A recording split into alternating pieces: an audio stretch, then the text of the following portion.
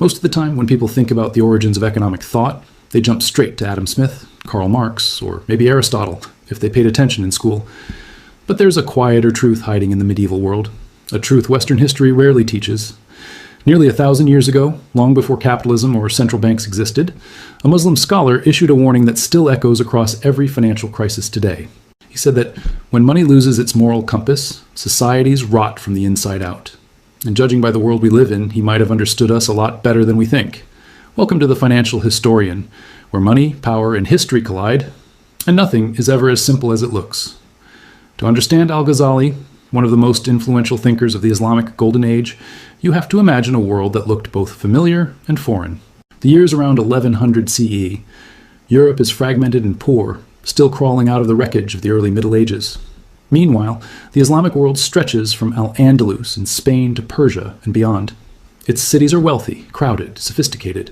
Baghdad, Damascus, Cairo, these are financial and intellectual powerhouses. Trade routes pulse with caravans carrying silk, spices, textiles, and silver. Scholars debate philosophy, law, astronomy, medicine. The markets are busy, the empire is rich, and wealth is transforming society faster than anyone can fully understand.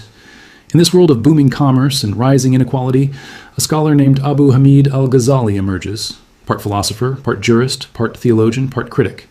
Think of him as the kind of thinker who could explain both the purpose of the soul and the purpose of a currency system without blinking.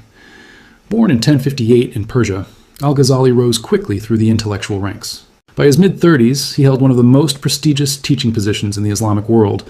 But what made him unique wasn't his prestige. It was his unwillingness to accept the status quo. He saw a world where wealth was growing, markets were expanding, and yet something felt off. A society obsessed with money but drifting away from meaning. An economy thriving outwardly but decaying inwardly.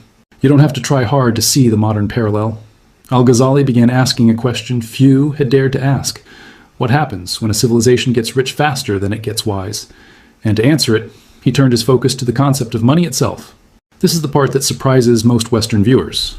Al-Ghazali wasn't just a religious thinker. He was one of the earliest philosophers to analyze money in moral and systemic terms. Where Aristotle saw money as a practical invention, and later economists analyzed it mathematically, Al-Ghazali examined its psychological and spiritual impact on a society. He looked at how money shapes behavior, incentives, trust, and ultimately the fate of nations. To understand his economic ideas, you first need to understand how he saw money at its core. For Al-Ghazali, money was not meant to be worshipped, hoarded, or used as a status symbol. It was a tool, nothing more, a facilitator of exchange. He compared money to a mirror. A mirror has no value on its own. Its worth comes from what it reflects. Money is the same. Its power lies not in the